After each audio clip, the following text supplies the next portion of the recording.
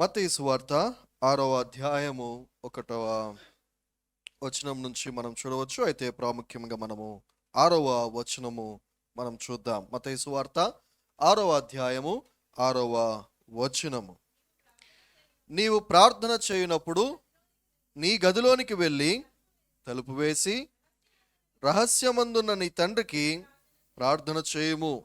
అప్పుడు రహస్యమందు చూచు నీ తండ్రి నీకు ప్రతిఫలమిచ్చును. హల్లెలూయా, హల్లెలూయా. ప్రేమందరూ బిళ్ళరా, ఈ రాత్రికాల సమయమందు మనము ధ్యానం చేయబోతున్న అంశము, లేకపోతే నేర్చుకోబోతున్న అంశము, దేవునితో మనం ఎప్పుడైతే ఏకాంత సమయము మనము గడుపుతామో, దేవునితో గడిపేటువంటి ఆ యొక్క సమయము, దేవునితో మాట్లాడేటువంటి ఆ యొక్క మాటలు, సంభాషణ, ఆ యొక్క సహవాసము, దానినే మనం ప్రార్థన అంటాం కదా. సో ఈ యొక్క ఏకాంత ప్రార్థన, లేకపోతే దేవునితో గడిపేటువంటి ఆ యొక్క ఏకాంత సమయము, అది మన జీవితాలకు, మన యొక్క ఆత్మీయ జీవితాలకు ఎంతో శక్తినిస్తుంది, ఎంతో ఆశీర్వాదాన్ని ఇస్తుంది.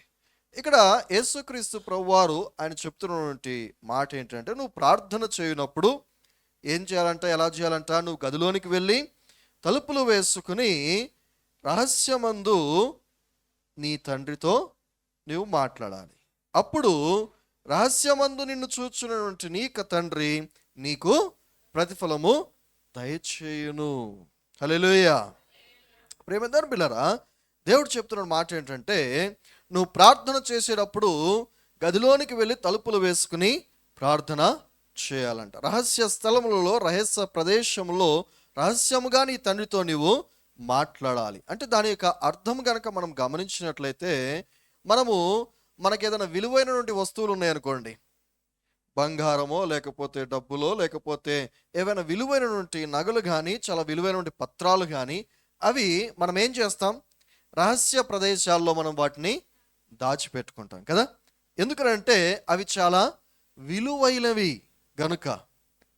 అదే రీతిగా ఇప్పుడు దేవుడు ఆ యొక్క రహస్య స్థలము, లేకపోతే రహస్య ప్రదేశము, గదిలోనికి వెళ్ళి తలుపులు వేసుకుని అని ఎందుకు మాట్లాడుతున్నాడంటే, నువ్వు దేవునితో గడిపేటువంటి ఆ యొక్క సమయము అది ఎంతో విలువైనది.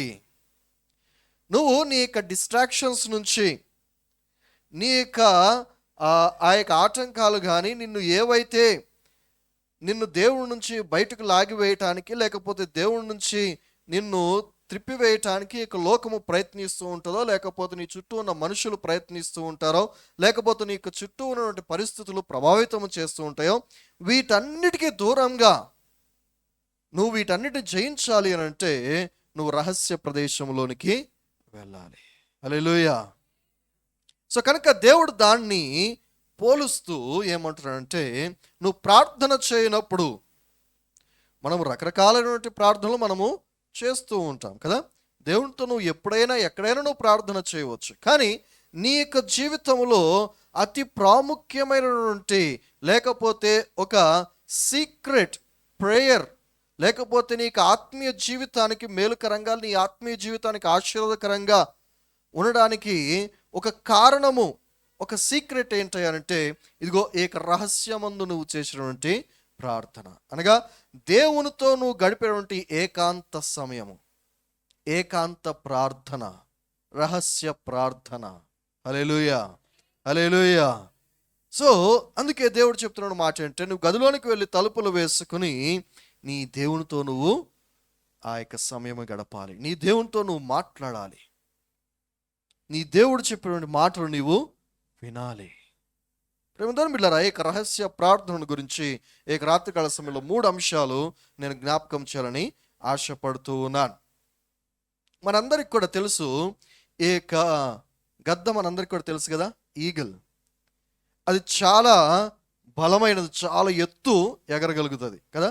చాలా ఎత్తైన ప్రాంతం నుంచి చాలా స్పష్టంగా భూమి మీద ఉన్న చీమను కూడా చాలా స్పష్టంగా చూడగలుగుతుందంట. అంత శక్తి ఉన్నది ఈ యొక్క ఈగలకి, ఈ యొక్క గద్దకి. అయితే ఈ యొక్క గద్ద ఆకాశము నుంచి వచ్చి ఈ యొక్క భూమి మీద విష సర్పాలు ఏవైతే ఉంటూ ఉన్నాయో అది అత్యంత భయంకరమైనటువంటి విష సర్పమైనప్పటికీ అది వచ్చి దాన్ని చంపివేయగలుగుతుంది. ఎలా చంపివేయగలుగుతుంది? ఏం చేస్తుంది అంటే గద్ద పైనుంచి వచ్చి ఈ యొక్క విష సర్పమును అమాంతం దాన్ని పట్టుకుని గాల్లోనికి తీసుకువెళ్ళిపోతుంది. ఎందుకంటే గద్ద యొక్క బలము గాల్లో ఉంటుంది కదా, ఆకాశంలో అది చాలా బలమైనది. ఈ యొక్క విషసర్పము భూమి మీద చాలా బలమైంది. సో ఈ యొక్క గ్రద్ద ఈ పామును పట్టుకోవాలి అని అంటే, దాన్ని జయించాలి అని అంటే, ఈ యొక్క గ్రద్ద ఏం చేస్తుందంటే ఇక్కడ ఈ భూమి మీద పామును పట్టుకోవడం కాదు కానీ దీని అమాంతం పట్టుకుని ఆకాశంలోనికి తీసుకువెళ్ళిపోతుంది. అక్కడ ఈ భూమి మీద ఎంతో బలమైనటువంటి యొక్క సర్పము ఆ గాలిలో బలహీనమైపోతుంది. అక్కడ ఏమీ కూడా చేయలేదు. ఆ గాలిలో తీసుకుని వెళ్తూ దాన్ని పొడి చేసి చంపివేసి తీసుకువెళ్ళి తన యొక్క పిల్లలకి ఆహారంగా పెట్టేస్తుంది. ప్రేమదాని పిల్లరా, నీవు నేను కూడా ఇదిగో ఈ లోకంలో అత్యంత బలముగా ఉన్నటువంటి యొక్క సాతానును జయించాలి అని అంటే, ఆ సాతాను పెట్టేటువంటి చిక్కులను, సమస్యలను, శోధనలను జయించాలి అని అంటే నీవు ఆ శోధనలను, ఆ యొక్క శ్రమలను, ఆ యొక్క ప్రతి ఒక్క శోధనలను నీవు ఎక్కడికి తీసుకువెళ్ళాలంటే రహస్యమందు నీ తండ్రి యొద్దకు తీసుకువెళ్ళాలి. హల్లెలూయా, హల్లెలూయా. నీ శక్తి ఎక్కడ దాగి ఉన్నదంటే అదిగో రహస్యమందు నీవు చేసేటువంటి ప్రార్థనలో దాగి ఉన్నది. ఏకాంత ప్రార్థనలో నీ యొక్క శక్తి దాగి ఉన్నది. అక్కడ సాతాను బలహీనుడు. సాతాను యొక్క లోకంలో శక్తివంతుడు అయి ఉండవచ్చు కానీ నువ్వు ఏకాంతంగా దేవునితో గడిపేటువంటి ఆ స్థలములో సాతాను బలహీనుడు అయి ఉంటాడు. నువ్వు సాతాను జయించాలంటే నువ్వు లోకంలో ఉండి సాతానుతో ఎంతమందికి పోరాడినప్పటికీ నువ్వు వాడిని జయించలేవు. నువ్వు వాడిని జయించాలంటే వాడు నువ్వు ఎక్కడికి తీసుకువెళ్ళాలి? నువ్వు ఎక్కడైతే ఏకాంత ప్రార్థనలో నువ్వు గడుపుతూ ఉన్నావో, నీ తండ్రితో, నీ దేవునితో నువ్వు రహస్యమందు నువ్వు గడుపుతూ ఉన్నావో, అక్కడికి అత్యంత బలమైనటువంటి ఎటువంటి శ్రమ అయినా, శోధన అయినా, అది ఎంత భయంకరమైనదైనప్పటికీ, బాధ అయినా, వ్యాధి అయినా, దానంతటిని కూడా నువ్వు అక్కడికి తీసుకువెళ్ళగలిగితే అక్కడ జయము నీదే. హల్లెలూయా, హల్లెలూయా. ప్రేమదాని బిడ్డలారా, ఏక రహస్యము గనుక నీవు నేను తెలుసుకొనగలిగితే, అందుకే యేసుక్రీస్తు ప్రభువారు ఆయన పరిశుద్ధుడు, దేవాతి దేవుడు అయినప్పటికీ మనకు మాదిరికరంగా ఉండటానికి ఆయన ఎల్లప్పుడూ కూడా ఈ యొక్క ఏకాంత ప్రార్థనను ఎల్లప్పుడూ తన శిష్యులకు, మనందరికీ కూడా ఆయన ఎప్పటికప్పుడు జ్ఞాపకం చేస్తూనే ఉన్నాడు. ఒకసారి మనం గమనించినట్లయితే ఈ యొక్క మత్తయి సువార్త 14వ అధ్యాయం 23వ వచనం కనుక ఒకసారి చూస్తే, మత్తయి సువార్త 14వ అధ్యాయం 23వ వచనం. ఆయన జనసమూహములను పంపివేసి ప్రార్థన చేయుటకు ఏకాంతముగా కొండ ఎక్కిపోయి సాయంకాలం అయినప్పుడు ఒంటరిగా ఉండెను. అదే రీతిగా మార్కు సువార్త 1వ అధ్యాయము 35వ వచనం. మార్కు సువార్త 1వ అధ్యాయము 35వ వచనం. ఆయన పెందలకడనే లేచి ఇంకను చాలా చీకటి ఉండగానే బయలుదేరి అరణ్య ప్రదేశమునకు వెళ్ళి అక్కడ ప్రార్థన చేయుచుండెను. చాలండి, మిగతా శిష్యులందరూ కూడా వెతుకుతూ ఉన్నారు ఆయన గురించి కదా. సో ఇక్కడ మనం ఈ రెండు ప్రదేశాల్లో చూసినప్పుడైతే సాయంకాలము, ఉదయకాల సమయం మందు పెందలకడనే ఆయన పగలంతా కూడా ఆయన చాలా బిజీగా ఉంటాడు కదా. ఆయన ఎక్కడ ఉంటే అక్కడ జనసమూహం ఆయన వెంబడిస్తూ ఉంది. అనేక మందిని ఆయన స్వస్థపరుస్తూ ఉన్నాడు, దయ్యాలను వెలగొడుతూ ఉన్నాడు కదా. ఎన్నో అద్భుత కార్యాలు ఆయన చేస్తూ ఉన్నాడు. ఆయన మాట్లాడుతూ ఉంటాడుగా, అందరు హృదయాలు తెరవబడుతూ ఉన్నాయి. ఇవన్నీ కూడా కార్యాలు అన్నీ కూడా జరుగుతూ ఉన్నాయి. అయినప్పటికీ, ఇంత బిజీగా ఉన్నప్పటికీ కూడా ఆయన పెందలకడనే లేచి, శిష్యులందరూ కూడా పడుకుంటూ ఉంటున్నారు, ఈయన పెందలకడనే లేచి ఆయన ఏకాంతముగా వెళ్ళి తండ్రితో సమయాన్ని గడుపుతూ ఉన్నాడు. సాయంకాలము కూడా ఆయన కొండ వెక్కి ఎక్కడున్నప్పటికీ, అది అరణ్యములో అయినప్పటికీ లేకపోతే కొండ ప్రాంతమైన ఎక్కడున్నప్పటికీ కూడా జన సమూహానికి దూరముగా ఆయనని ఎవరు కూడా చెప్పకుండా, ఎవరు కూడా ఆయన తెలియకుండా వెళ్ళి ఎప్పటికప్పుడు ఉదయము కానీ సాయంత్రము కానీ తండ్రితో ఏకాంత సమయం ఆయన గడుపుతున్నాడు. శిష్యులు ఆయన వెతుకుతున్నారు, అయ్యో ఎక్కడికి వెళ్ళిపోయాడినా అని వెతుకుతూ ఉన్నారు. హల్లెలూయా, హల్లెలూయా. ప్రేమందని బిడ్డలారా, ఆ యొక్క ఏకాంత ప్రార్థన, ఏకాంత సమయము ఆయనను బలవంతునిగా, శక్తివంతునిగా ఆయనను నిలబెట్టింది. హల్లెలూయా. సో మనము ఎప్పుడైతే దేవునితో ఏకాంత సమయం మనం గడుపుతామో, నువ్వు ఎంత సమయం ఏకాంతంగా దేవునితో గడిపితే నువ్వు అంత శక్తివంతముగా ఈ లోకములో నీవు నిలబడగలుగుతావు. హల్లెలూయా, హల్లెలూయా. ఈ మాట ఎందుకు చెప్తున్నాడు కనుక మనం గమనించినట్లయితే, అక్కడ ఆ యొక్క మత్తయి సువార్త 6వ అధ్యాయంలో పైన మనం చూస్తే అసలు ఇది గనక మనకు స్పష్టంగా అర్థం కావాలి అని అంటే, అక్కడ పరిసయ్యులతో దేవుడు మాట్లాడుతూ ఉన్నాడు. వాళ్ళని వేషధారులారా అని చెప్పి అంటూ ఉన్నాడు. సో ఒక్కసారి ఆ యొక్క భాగం కనుక మనం గమనించినట్లయితే మనకి ఇంకా స్పష్టంగా అర్థమవుతుంది అసలు ఈ ఏకాంత ప్రార్థన యొక్క విలువ ఏంటి అనేది.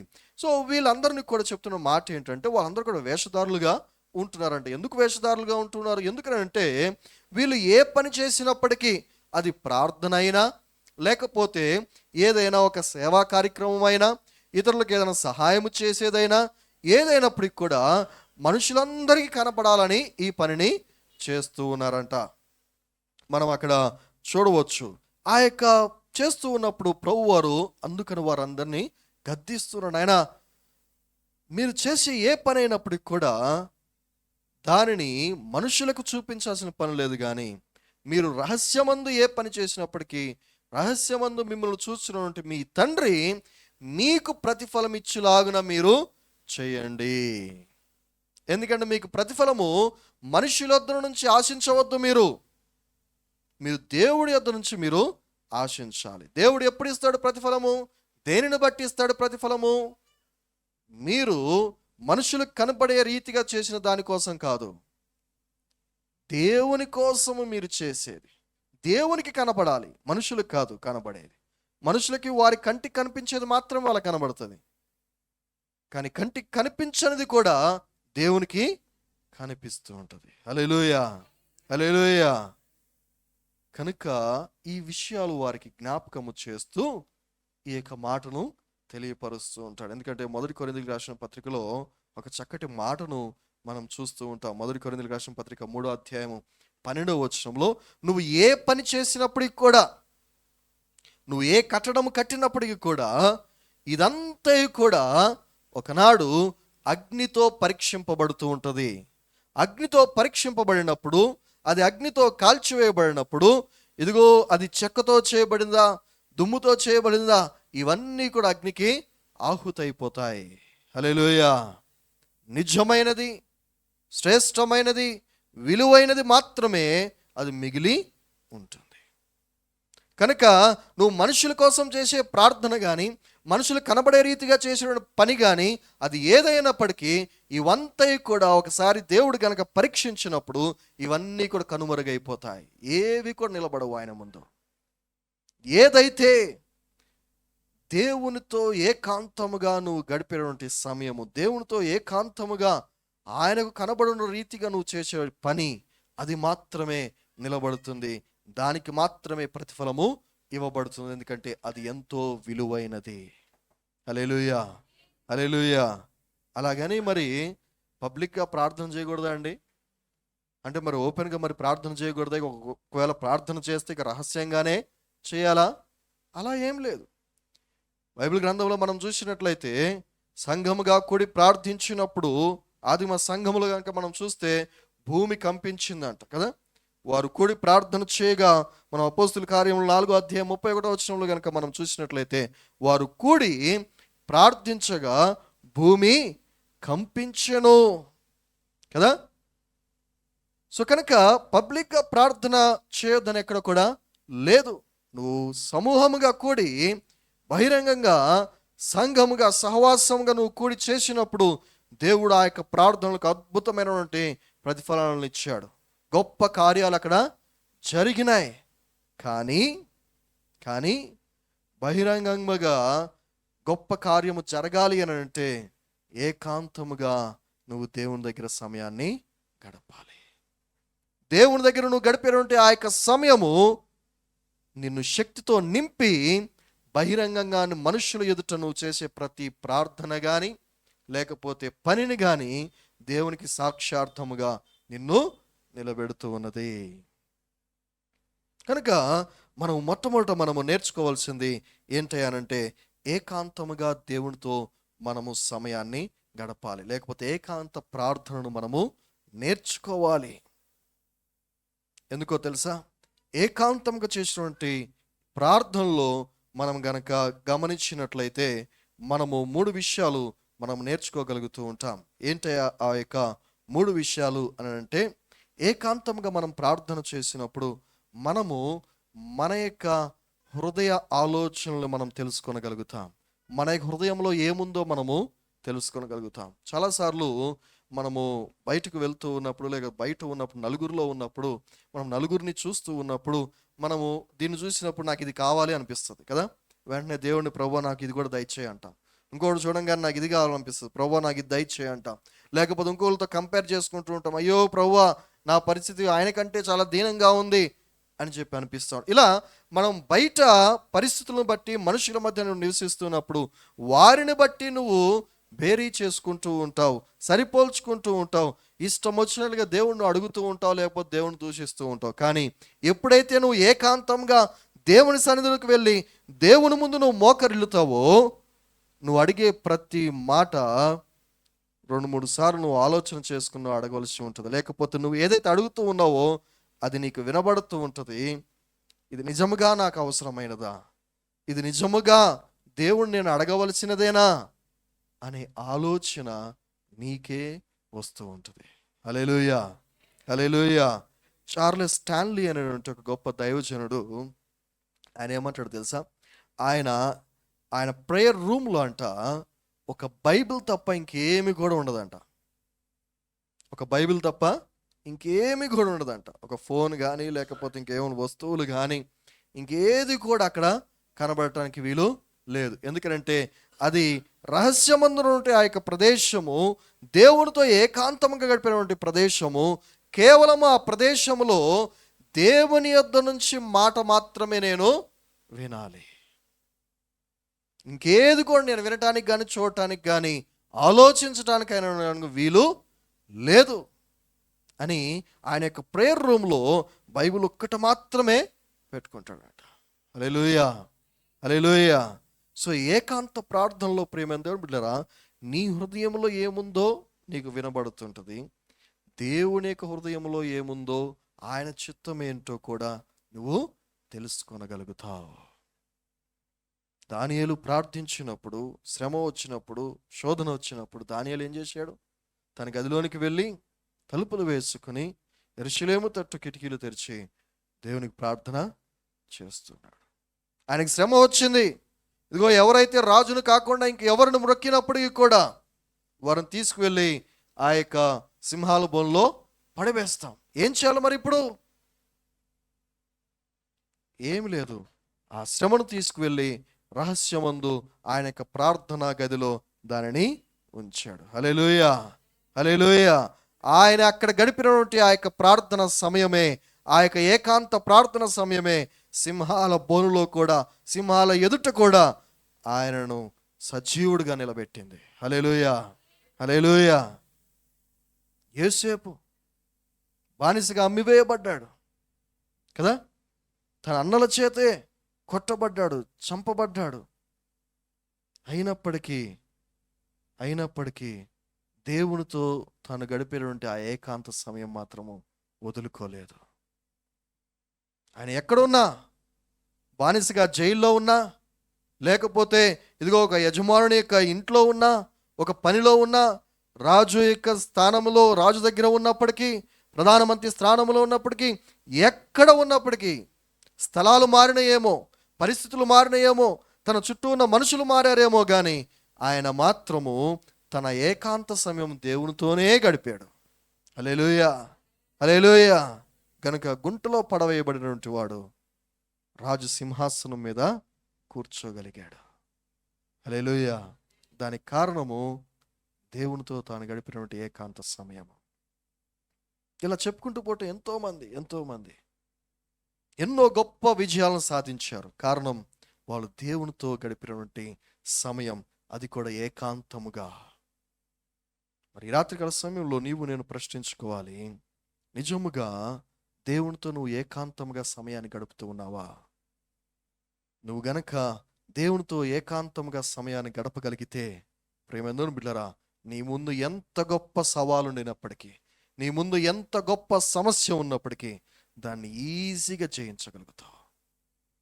అది ఎంత గొప్పదైనప్పటికీ, అది ఎంత భయంకరమైనదప్పటికీ దానిని తీసుకువెళ్ళి దాన్ని బలహీనపరచాలంటే, దాన్ని జయించాలంటే ఒకటే మార్గము, దాన్ని తీసుకువెళ్ళి నీ ఏకాంత సమయంలో బంధించు.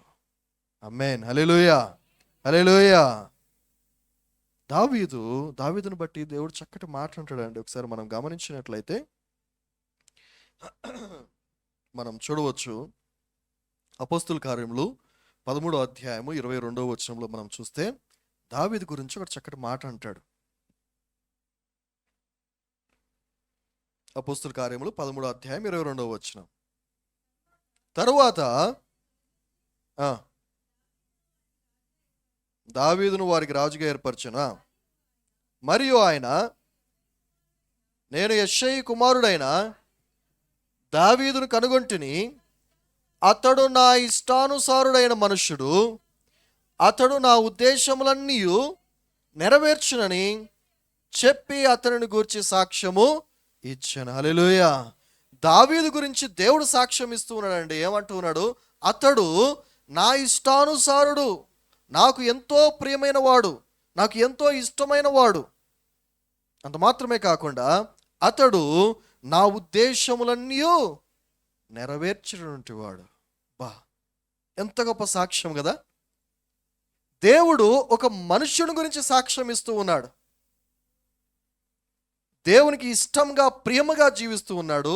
అంత మాత్రమే కాకుండా దేవునికి ఇష్టాలన్నిటిని కూడా ఒక మనుష్యుడు నెరవేర్చగలుగుతూ ఉన్నాడని దేవుడు ఒక మానవుని బట్టి సాక్ష్యం ఇస్తూ ఉన్నాడంటే అది ఎలా సాధ్యమైందండి?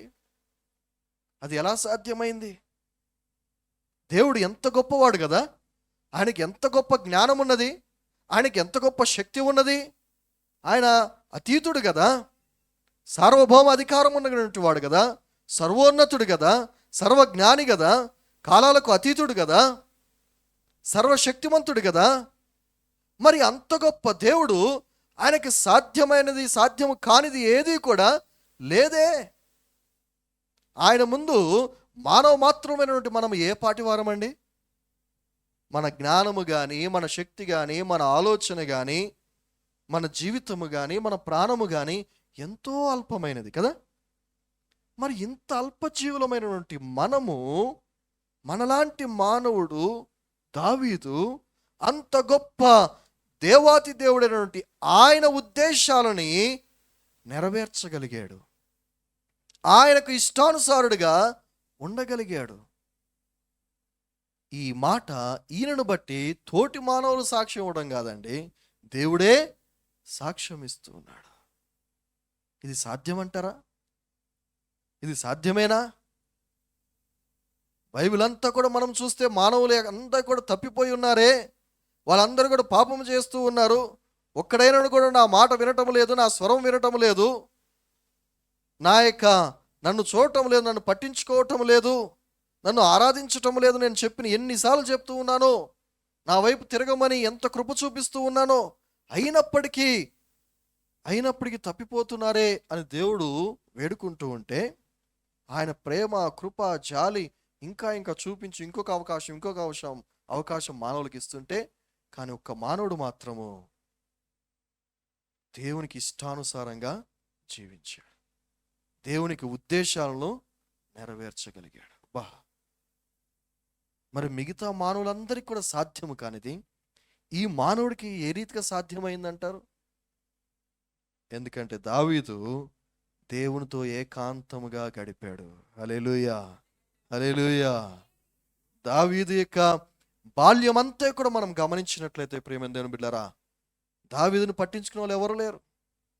దావీదు యొక్క అన్నదమ్ములు అందరూ కూడా సైన్యంలోనికి వెళ్ళిపోయారు. యుద్ధ ప్రావీణ్యులు వాళ్ళందరూ కూడా చక్కగా యుద్ధాలు నేర్చుకుని సైన్యంలో చేర్చబడి వాళ్ళందరూ కూడా చక్కగా స్నేహితులతో అక్కడ కలిసి ఉంటే దావీదొక్కడు మాత్రము గొర్రెలను కాసుకుంటూ ఉన్నాడు. అంత ఆస్తిపరులైనటువంటి కుటుంబము గొర్రెలు కాసుకోవడానికి పనులు పెట్టుకోలేరా? కానీ దావీదు యొక్క పరిస్థితి చూడండి. దావీదొక్కడే గొర్రెలు కాచుకుంటూ వెళ్ళేవాడు. అంటే దావీదు ఆ రీతిగా ఎడబాయబడినటువంటి వాడు. కానీ దావీదు ఎప్పుడు కూడా అలా ఫీల్ అవ్వలేదే. ఎక్కడ కూడా దావీదు నన్ను నా కుటుంబం విడిచిపెట్టింది, లేకపోతే నేను ఒంటరితనంతో బాధపడుతున్నాను, దావీదు ఒక్క మాట కూడా ఎక్కడ అనలేదు. పైగా దావీదు తన యొక్క ఒంటరితనం అంతట్లో కూడా ఎంజాయ్ చేసినట్లుగానే చూస్తూ ఉన్నాం. తన ఏకాంతము గడిపిన ప్రతి స్థలము సమయము కూడా దేవుని స్తుతిస్తూనే ఉన్నాడు, పాటలు పాడుతూనే ఉన్నాడు, వాయిద్యాలు వాయిస్తూనే ఉన్నాడు. హల్లెలూయా, హల్లెలూయా. దేవునితో తాను గడిపినటువంటి ఆ ఏకాంత సమయము దావీదును ఎంత బలవంతునిగా చేసిందంటే, తన గొర్రెలను కాపాడుకోవడానికి సింహాన్ని చీల్చగలిగాడు, ఎలుగుబంటిని చీల్చగలిగాడు, గొలియాతును కూడా చంపగలిగాడు. దేవుని యొక్క బిడ్డలకు రాజుగా నియమింపబడగలిగాడు. దేవుని ఇష్టానుసారంగా మారాడు.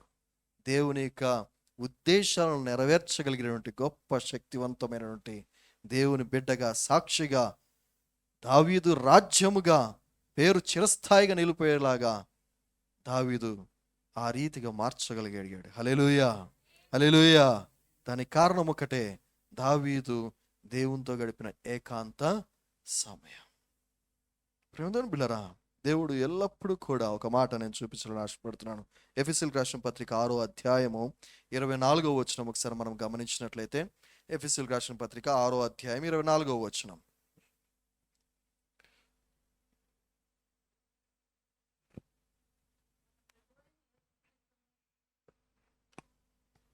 మన ప్రభువు అయిన యేసుక్రీస్తు శాశ్వతమైన ప్రేమతో ప్రేమించు వారికందరికీ కృప కలుగునుగాక. హల్లెలూయా.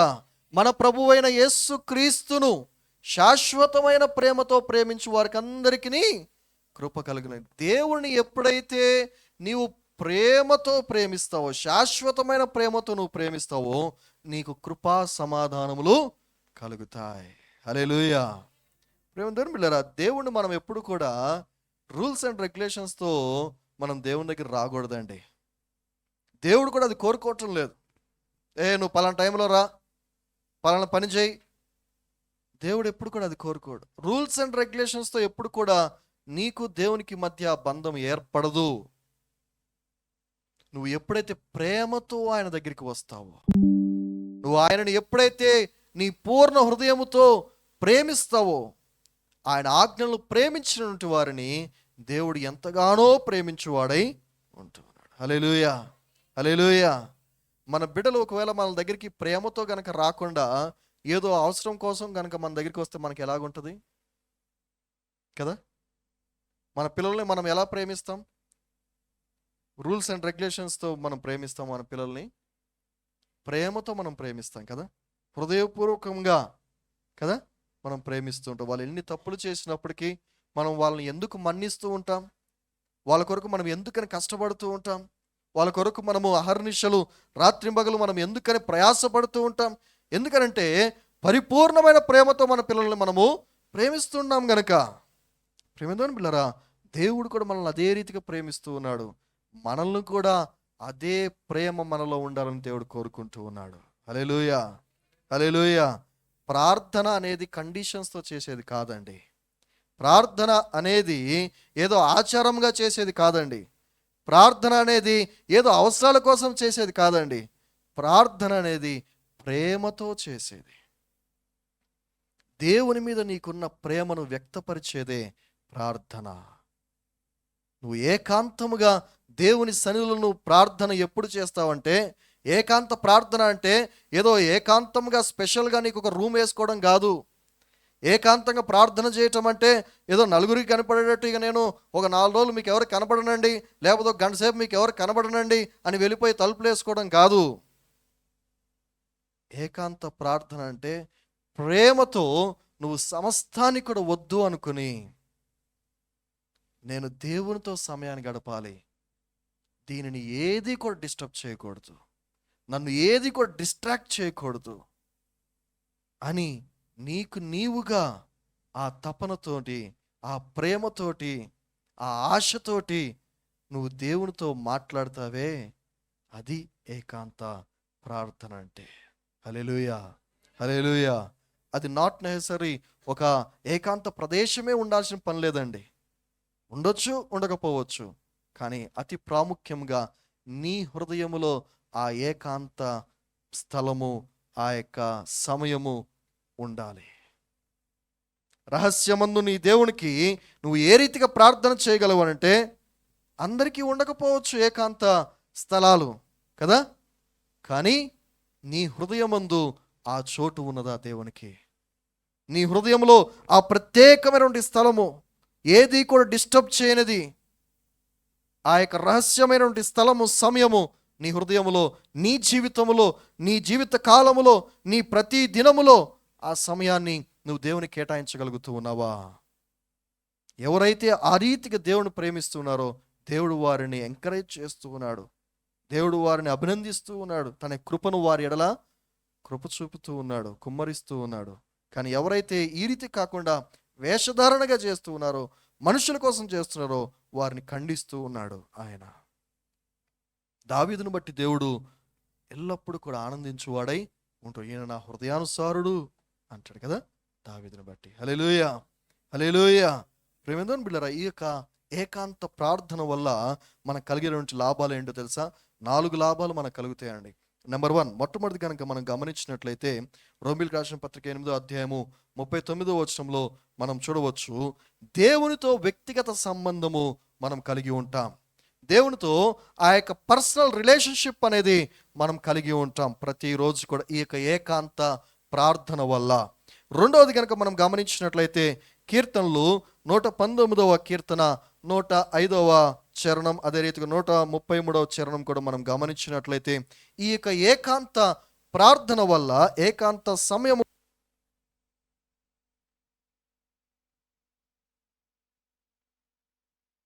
ఈ యొక్క ఏకాంత సమయం మనం గడపటం వల్ల దేవుని నుండి మనం మార్గదర్శనాలను మనము పొందుకుంటూ ఉంటాం.